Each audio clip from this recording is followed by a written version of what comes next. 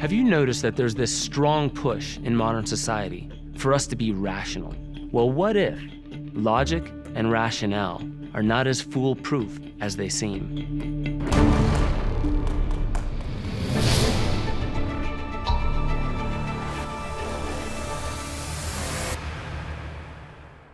Welcome back to Limitless.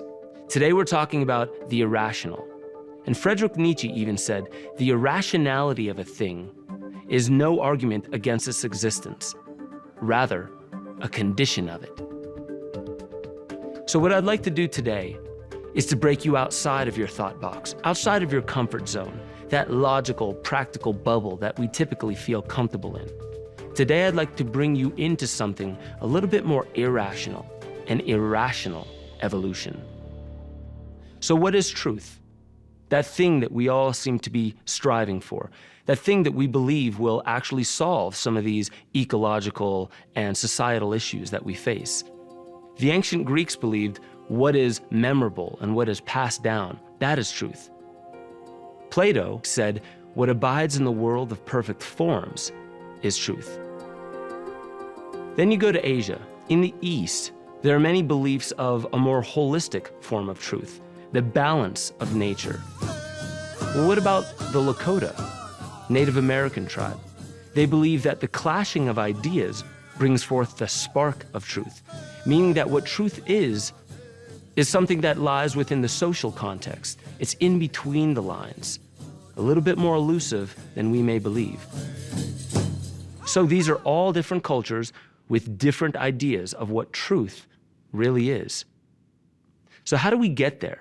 How do we arrive, or at least move in the direction of truth? Well, many people today are using logic. Well, let's take a look at logic.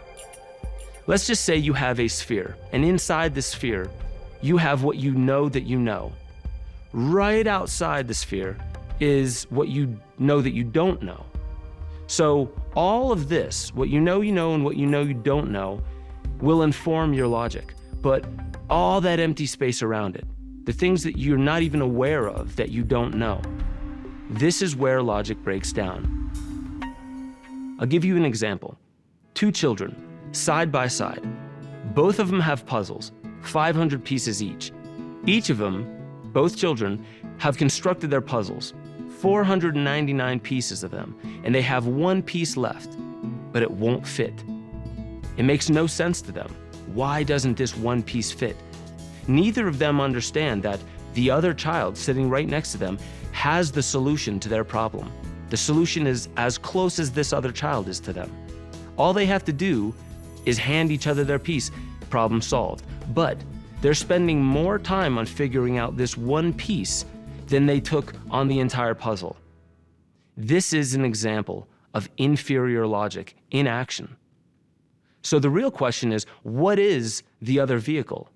If logic is not the only way to arrive at truth, what is this other vehicle? Myself and many other people believe that intuition must come into play. Well, let's hear what Albert Einstein has to say about intuition. The intuitive mind is a sacred gift, and the rational mind is a faithful servant.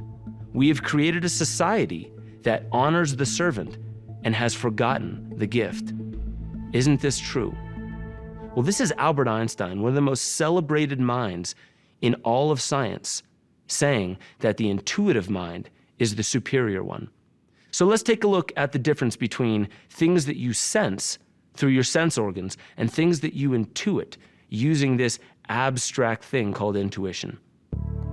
Sensing is practical, down to earth, concrete, focused on the present and past, detail-oriented, and quite literal. But intuition, on the other hand, is visionary, future-oriented, imaginative, conceptual, abstract, and focused on meanings, and it's also read between the lines. So it's not this objective truth that we can all agree upon, but this subjective thing, this thing that emerges from within, our intuition, is the missing piece of the puzzle, how to arrive at a full picture of truth. So to me, using our intuition and using the rational mind, This is a holistic way to move forward as a species. So let's put this into a cultural context. In society, we really do respect science. In fact, there's actually two legs of physics. One is modern physics. The other is quantum physics. Now, when you take a look at these two, they behave very differently. And we've talked about quantum physics before and how oddly or irrational quantum physics seems to behave. It seems like modern physics should be very straightforward, very understandable, very concrete and practical. But there's certain things that still boggle the mind in modern physics. Take, for instance, time dilation. If you have two identical clocks, you place one on the Earth and one on a plane. This plane goes 600 miles an hour, and it races around for hours in the air as fast as it can go, and then it lands. Once you take a look at those two clocks, the one that was moving in the plane is nanoseconds younger. Now, this isn't some trick or effect of motion. Physics is saying that all frames of reference are just as valid for things that are in uniform motion. But if these things are not in uniform motion, then that frame of reference cannot keep time the same way as the other. This is interesting because this is saying that time is not some solid structural thing. It's based on our perspective. It's based on our frame of reference. That's how elusive time is. But time, in modern physics, still does move in a very linear and logical fashion. This is not how quantum physics works, the whole other leg of physics. Quantum physics seems far more irrational. Now let's take a look at what Stewart Hameroff, a quantum theorist, has to say on The Real What the Bleep with Regina Meredith. Well, first of all, to explain quantum mechanics or quantum theory, in a general sense, our world is really described by two sets of laws. You might almost say there are two worlds. There's the classical everyday world where things are definite, and there's the quantum world at small scales, although exactly how small is unclear, where things are quite indefinite, and things can be in two or more places at the same time, separated from themselves. Things can be interconnected over great distances and seemingly together even when they're separated, and things can condense into one object. These are all, and time doesn't flow. These are all characteristics of the quantum world. And the classical world, as I said, is definite. I think in a very general sense, the subconscious, our dream world, the kind of situation you described, relates to the quantum world, and our consciousness is actually the transition between that quantum world and the classical world. So it's kind of a boundary between, consciousness exists on the boundary between the quantum world and the classical world. The quantum realm boggles the mind, not quite rational. So this is why focusing on science is very crucial, but also understanding the limitations of our mind, the limitations of what we can conceive of, is very crucial. Because really what science is experiments that are set up in a unique way, which acts as a lens to let data through certain constraints. So all experiments are lenses for data to come through. But what happens on the other end of that lens, when somebody observes data coming through a scientific experiment, what then happens? The data doesn't just sit there doing nothing. No, we draw meaning and philosophy from the data. That's the next part of it. But the interesting thing is now this is no longer the domain of the scientist within us. It's the philosopher within us that draws meaning from the experiences that we have. Our perceptions have a huge impact on who and what we are and how much potential we can bring to the moment. So this isn't a light matter. Let's take it to a cellular biologist named Bruce Lipton, as he talks about just that. This episode is called Bruce Lipton on the Biology of Belief.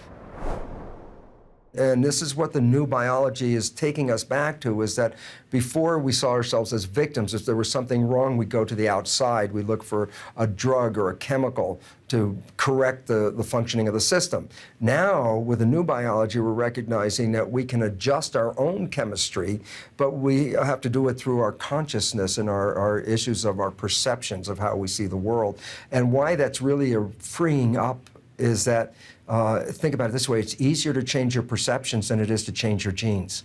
And that when we recognize that perceptions run the show, when we start emphasizing our beliefs and our psychology behind our health, that is a self-empowering process. I really like Bruce Lipton, and I love his book, The Biology of Belief. One of the best things this book showed to me is that our perceptions not only change us on a chemical level, on a neurological level, but they also don't sit idly by. They're always acting upon our decision-making.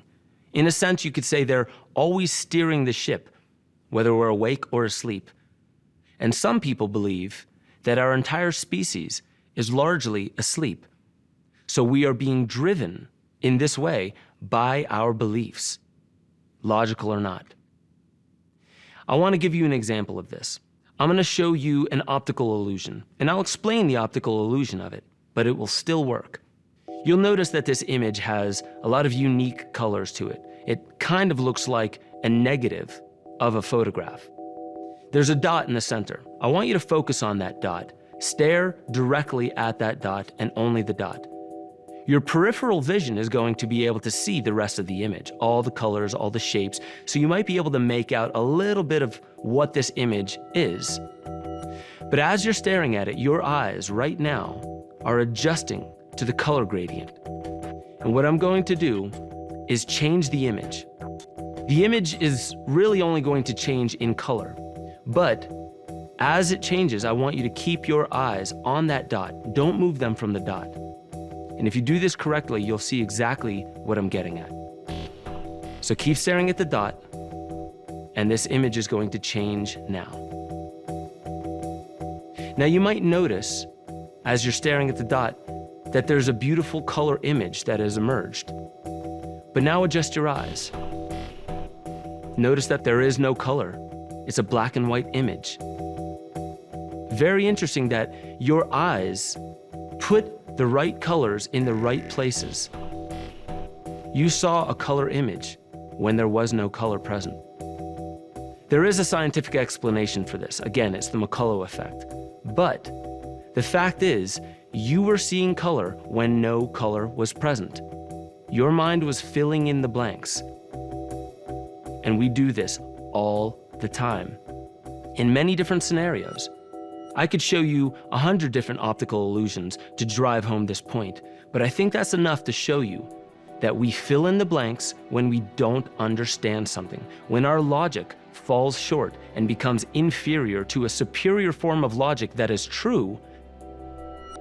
We still seem to stick with our inferior logic. We fill in those blanks. Things that are completely irrational will still fit into the box, the thought box, that we typically live within. Am I making the point? The way you perceive the world will tell you what is possible and what is not possible. So I want you to remember that in this life, in this path towards unlocking our hidden potential, we really want to try a lot. We want to challenge our assumptions and our beliefs. We want to break out of that thought box. I like what Dr. Henry Link said about this. He says, we generate fears while we sit, and we overcome them by action. So this is exactly what I'm asking you to do. Don't just sit around. Challenge your perceptions. Challenge your beliefs. And this might truly help you.